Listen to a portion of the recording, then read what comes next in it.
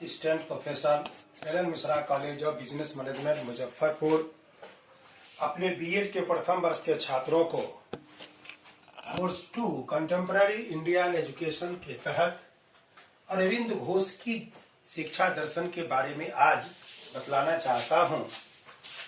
अरविंद घोष भारत देश के एक ऐसे महर्षि, एक ऐसे शिक्षाविद, एक मनीषी थे जिनका कार्य बहुत ही महत्वपूर्ण रहा है। भारत देश में खासकर जो कलकत्ता जहां उनका जन्म हुआ, वहां से रविंद्रनाथ टैगोर, वहां से स्वामी विवेकानंद, ईश्वर चंद्र विद्यासागर, सुभाष चंद्र बोस, न जाने कितने, खुद्दीराम बोस, कितने क्रांतिकारी विद्वान राजनीतिक जैसे देश रत्न चित्तरंजन दास बसु, इस प्रकार के जो लोग वहां पैदा हुए। और खास करके भारत जब देश गुलामी में जी रहा था तो भारत की अपनी शिक्षा जो पद्धति थी, वैदिक पद्धति थी, बौद्धकालीन पद्धति थी, वो सारी पद्धतियों का ह्रास हो गया, क्योंकि इस बीच में मुस्लिम आक्रांताओं ने जो भारत में 500-550 वर्ष तक शासन किया, फिर अंग्रेजों ने 200 वर्षों तक शासन किया। इनके उपरांत भारत की जो शिक्षा व्यवस्था थी, भारत की अपनी जो शिक्षण पद्धति थी, उस पद्धति का पर बहुत कुठाराघात हुआ। इसके लिए इस भारत देश के जो स्वतंत्रता सेनानी थे, जिसमें जो शिक्षाविद थे, जो बाहर जाकर के, इंग्लैंड जाकर के जो अपनी वरिष्ठ की शिक्षा ली, कोई मेडिकल की शिक्षा ली, राजनीति विज्ञान की शिक्षा ली, वैसे लोगों ने भारत देश के बारे में बहुत चिंतन किया। उस चिंतक में, महान दार्शनिक चिंतक में एक अरविंद घोष भी आते हैं। बड़े कुलीन परिवार में कलकत्ता में उनका जन्म हुआ था। 15 अगस्त 1872 ईस्वी को उनका जन्म कलकत्ता में हुआ था। उनके पिताजी डॉक्टर कृष्णन घोष और माता स्वर्णलता देवी थी। उनके पिताजी बहुत बड़े डॉक्टर थे, बहुत बड़े परिवार से आते थे, इसलिए उन्हें कलकत्ता से दार्जिलिंग में पढ़ने के बाद उन्हें कलकत्ता से इंग्लैंड भेज दिया गया 1879 ईस्वी में। और वहां जाकर 1885 में उनका नामांकन सेंट पॉल विद्यालय लंदन में हुआ। सेंट पॉल विद्यालय लंदन में उनका एडमिशन हुआ। तत्पश्चात 1893 में अरविंद घोष भारत वापस आते हैं और भारत वापस आने के बाद लगभग कुछ दिनों तक 1905 से 1910 ईस्वी तक वह राजनीति से जुड़ जाते हैं और कांग्रेस पार्टी से जुड़ जाते हैं। लेकिन राजनीति में उनका मन नहीं लगता है, नहीं बसता है, इसलिए वो 1910 ईस्वी में पांडेचेरी जो फ्रांसीसी उपनिवेश था उसमें चले जाते हैं और वहां जाकर उन्होंने एक आश्रम की स्थापना 1910 में की, जिसका नाम लोगों ने वहां अरविंदो आश्रम रखा, जिसका उन्होंने काफी विरोध किया। लेकिन इनके बावजूद भी लोगों ने उनका नाम, उस आश्रम का नाम अरविंद आश्रम रखा। महात्मा अरविंद जो पढ़ते थे, महर्षि अरविंद जो इंग्लैंड में जब शिक्षा दीक्षा लिया तो उन्होंने वहां आईसीएस परीक्षा में अपना 11वां स्थान प्राप्त किया। लेकिन उनके मन में अंग्रेजी शासन के खिलाफ जो उनके मन में बैठा हुआ था विचार, इसलिए उन्होंने अपनी फाइनल परीक्षा जो घुड़सवारी की परीक्षा थी उसमें जान करके उन्होंने फेल हो गया। क्यों कि उनके मन में था भारत देश की सेवा और अंग्रेजी की गुलामी नहीं करना। जब वहां से वो भारत वापस आते हैं तो बड़ौदा के महाराज सया राव के अधीन उन्होंने बहुत सारे विभागों में कार्य किया, रेवेन्यू में कार्य किया, बहुत सारा विभागों, बड़ौदा के महाराज के विभाग को संभाला। लेकिन उसके बाद वो कांग्रेस पार्टी में शामिल हो गए और कांग्रेस पार्टी में शामिल होने के बाद फिर 1910 में वो पांडेचेरी जाते हैं। उनका जो शिक्षा पर उन्होंने बहुत काम किया। उनका जो कहना था कि भारत देश की जो उन्नति होगी वो शिक्षा के लेकर होगी और शिक्षा के बगैर मनुष्य में मनुष्यता नहीं रहेगा। शिक्षा के मानव के जो अंदर जो ज्ञान है, जो योग है, जो जानकारी है वो नहीं होगी। शिक्षा एक माध्यम है जो मनुष्य को मनुष्य बनाता है, मानव बनाता है, उसमें संस्कार भरता है, आध्यात्मिकता भरता है, चरित्र का निर्माण उससे होता है। शिक्षा एक ऐसी चीज है, एक कला है, एक ऐसी टूल है जिसके द्वारा व्यक्ति का सर्वांगीण विकास होता है। महात्मा गांधी का जो शिक्षा दर्शन है वो बिल्कुल आध्यात्म और ब्रह्मचर्य या योग शिक्षा पर आधारित है। उनका मानना था कि बालक को बिल्कुल ब्रह्मचर्य होना चाहिए। उनका मानना था कि बालक के अंदर आध्यात्मिक विकास होना चाहिए। क्यों कि अगर आध्यात्मिक विकास नहीं होगा तो बालक भौतिक मानव बनने से कुछ भी नहीं होगा, क्योंकि दुनिया में साम्राज्यवाद की जो होड़ चली है, उपनिवेशवाद का जो होड़ चला है और कई युद्ध जो हुए भारत दुनिया में संपत्ति हड़पने के लिए, देश की सीमाओं को विस्तार करने के लिए, वो इसलिए हुआ कि वहाँ आध्यात्मिक शिक्षा लोप हो गया।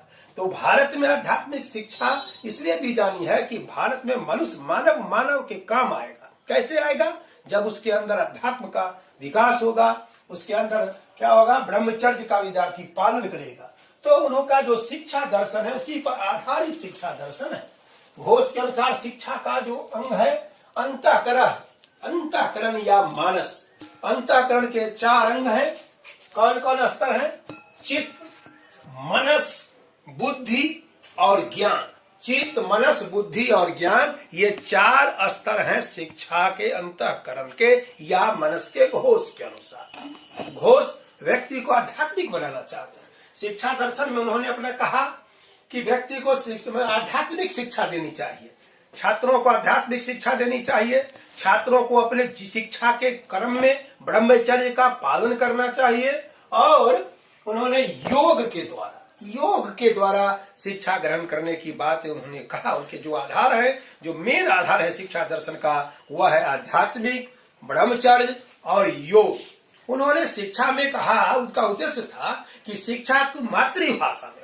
वो जो मैकाले के द्वारा जो सुझाव दिया गया 1835 में कि शिक्षा की भाषा अंग्रेजी हो, वो उसका विरोधी थे, क्योंकि भारत की शिक्षा, भारत की जो व्यवस्था है, उसकी जो अपना वातावरण है, उसकी जो अपनी पहचान है, उसके हिसाब से होना चाहिए। क्योंकि कोई भी शिक्षा मातृभाषा के द्वारा साध्या जा सकता है, ग्रहण किया जा सकता है, ग्रहण किया जाता है। शिक्षा का अर्थ उनके नाम था कि शिक्षा का उद्देश्य था चेतना का विकास। मनुष्य के अंदर चेतना का विकास होना चाहिए, चरित्र का निर्माण होना चाहिए, शिक्षा के द्वारा नैतिक विकास होना चाहिए। अगर व्यक्ति में नैतिकता नहीं है तो उस शिक्षा की कोई मतलब नहीं है। इसलिए उन्होंने शिक्षा दर्शन में आध्यात्मिकता, ब्रह्मचर्य, योग पर जोर दिया, चेतना के विकास पर जोर दिया, नैतिकता पर जोर दिया, चरित्र के निर्माण पर जोर दिया। सूचना का के अनुसार शिक्षा का जो अर्थ है, केवल मात्र सूचना का संग्रह करना ही शिक्षा नहीं है। शिक्षा एक व्यापक चीज है, व्यापक उसका दृष्टिकोण है। शिक्षा के द्वारा समग्र विकास, सर्वांग विकास की बात उन्होंने कहा, समन्वित शिक्षा की बात उन्होंने की, सर्वांग विकास की बात की, समूचे देश की शिक्षा की बात की उन्होंने। और उन्होंने कहा कि केवल इन्फॉर्मेशन जानने से, फिजिक्स पढ़ने लेने से, कुछ पढ़ लेने से शिक्षा नहीं होती है। शिक्षा क्या, व्यापक रूप से शिक्षा को जानना होगा। उन्होंने शिक्षा के कुछ कार्य बतलाए, जिसमें पहला कहा कि शिक्षा का जो कार्य है वास्तविक मानव का निर्माण है। देखिए, अगर मानव का निर्माण नहीं होगा तो शिक्षा में कोई उसे फायदा नहीं होगा। व्यक्ति को मानव होना चाहिए। दानव के रूप में तो हमने कई युद्धों को देखा। यूरोप का इतिहास को अगर हम देखें, 18वीं शताब्दी का यूरोप अगर हम देखें, 19वीं शताब्दी का यूरोप देखें, तो लगेगा कि केवल युद्ध ही युद्ध है। किस मतलब के लिए युद्ध हो रहे हैं, किस मतलब के लिए सीमाएं बढ़ाई जा रही, भौगोलिक सीमा बढ़ाई जा रही है, राजनीतिक पिपासा के लिए, अपनी शक्ति अहंकारता के लिए व्यक्ति कहां से कहां विनाश की ओर पहुंच रहा है। और इसीलिए उन्होंने कहा कि नहीं, शिक्षा का प्रथम कार्य है मानव का निर्माण होना, मनुष्य का निर्माण होना, न कि केवल यांत्रिक मानव होना, आध्यात्मिक मानव होना, भौतिक मानव केवल नहीं। दूसरा उन्होंने कहा कि मानव मस्तिष्क तथा आत्मा की शक्ति का विकास करना। कहा कि जो मानव का जो मस्तिष्क है, उसका जो आत्मा है, उसका विकास हो। उसके आत्मा का विकास हो। आत्मा और परमात्मा एक ही है। आत्मा और परमात्मा में मिलन होता है। आत्मा की जो आवाज आती है वह आवाज सच्ची आवाज आती है। उसके लिए इसलिए उन्होंने कहा कि मस्तिष्क का विकास हो और आत्मा का विकास हो। तीसरा कहा उन्होंने, व्यक्ति को भूत, वर्तमान तथा भविष्य में स्पष्ट सततता को कायम करने के योग बनाना चाहिए। व्यक्ति को भूत से भी शिक्षा लेनी चाहिए। हम इतिहास के द्वारा अपनी पूर्व की गलतियों को, अपनी पूर्व के सुधारों को, पूर्व की बातों को जानते हैं और वर्तमान में जीते हैं और आगे भविष्य की जो हमारी योजना है, उस योजना को सततता, कंटिन्यूअसली उसका अध्ययन करते हैं, उसको स्पष्ट रूप से उसको हम रखते हैं और स्पष्टता के साथ सत्ता कायम करने के योग बनाते हैं। भूत, वर्तमान और भविष्य के बीच एक हम संतुलन बनाते हैं, तो उसको देख के हम एक ऐसी योजना का निर्माण करते हैं। चौथा कहता है, व्यक्ति को जीवन से उपयुक्त संबंध कायम करने योग्य बनाना। व्यक्ति शिक्षा कैसी हो? शिक्षा मनुष्य के आवश्यकताओं की पूर्ति करता है। तो मनुष्य को, व्यक्ति को जीवन से समझ, जीवन से क्या क्या जरूरी है। हमारे जीवन में रोटी है, कपड़ा और मकान है, सांस्कृतिक व्यवस्था है, सामाजिक सहयोग है, राष्ट्र के विकास की बात है। तो हम अपने जीवन को कैसा बनाते हैं? तो जीवन को हम वैसा बनाते हैं जो हमारे व्यक्तिगत जीवन के संबंध को शिक्षा क्या करता है? उपयुक्त कायम करता है। शिक्षा के द्वारा जीवन के जीने की कला को हम निर्धारित करते हैं कि कैसे हमारा जीवन समाज के साथ, राष्ट्र के साथ, अंतर्राष्ट्रीय सद्भाव के साथ कैसे हमारा संबंध कायम होगा। चौथा फिर कहता है, उनका जो पाठ्यक्रम है, उन्होंने 3 तरह की बात कही: प्राथमिक शिक्षा, माध्यमिक और उच्च माध्यमिक शिक्षा और विश्वविद्यालय शिक्षा। प्राथमिक शिक्षा में भी उन्होंने कई विषयों की बात कही। मातृभाषा पढ़ने के लिए अंग्रेजी पढ़ने की, फ्रेंच भाषा पढ़ने की बात कही, सभी भाषाओं को पढ़ने की बात कही। माध्यमिक और उच्च माध्यमिक में भी विज्ञान, गणित, भूगोल, इतिहास, ये फ्रेंच भाषा, अंग्रेजी, सभी विषय को पढ़ने के लिए कहा। और जब विश्वविद्यालय शिक्षा की बात आई तो उन्होंने दर्शन, शास्त्र, अंतरराष्ट्रीय संबंध, विज्ञान और अंग्रेजी, फ्रेंच, तमाम भाषाओं की बात उन्होंने किया। उसमें अंतर्राष्ट्रीय संबंध की बात किया, दर्शन शास्त्र की पढ़ने की बात उन्होंने की। शिक्षण, उनका अरविंद घोष ने अपने शिक्षण विधि को बड़ा स्पष्ट किया। उनका कहना था कि करके सीखना, लर्निंग बाय डूइंग। मैंने पहले भी कह चुका हूं कि महात्मा गांधी और हमारे रूसो जो पश्चिम के दार्शनिक थे, उन्होंने भी कहा था करके सीखना, लर्निंग बाय डूइंग।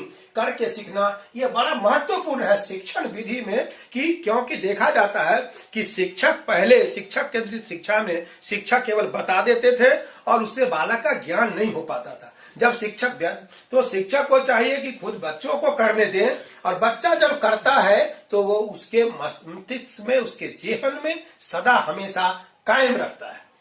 तो उन्होंने कहा कि बालक का सहयोग, बालक शिक्षा किसके लिए है? बालक के सहयोग के लिए। आप उसको सहयोग करें, आप उसको मदद करें, उसके पढ़ने में, उसको जगाने में, उसको मोटिवेट करें, उसको आगे बढ़ाएं, उसको सहयोग करें। कहाँ कठिनाई है, उसकी कठिनाई को आप दूर करें।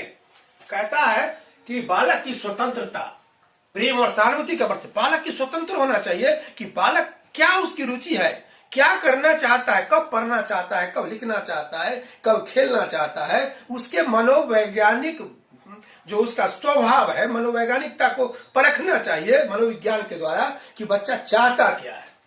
उसके बाद कहता है कि प्रेम और सहानुभूति, उसके साथ सहानुभूति रखिए, उसके साथ प्रेम अपनाइए। बस के बच्चों के साथ प्रेम का भाव हो, उसके साथ सहानुभूति प्रदर्शन करें। बालक के निजी प्रयास या निजी अनुभव पर, अगर बालक कोई प्रयास खुद से कर रहा है, मतलब वर्ग के अलावे, औपचारिक शिक्षा के अलावे, वर्ग के अलावे उसके कुछ अपने स्किल है, अपना कुछ कौशल है, उस स्किल से अगर वो कुछ करना चाहता है तो उस बच्चे को करने देना चाहिए और उसमें प्रोत्साहन देना शिक्षा का धर्म है।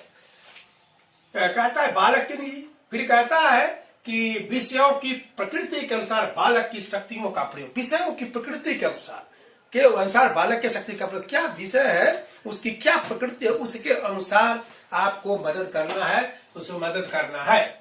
शिक्षक का स्थान, उन्होंने कहा कि शिक्षक अपने को स्वामी नहीं समझे।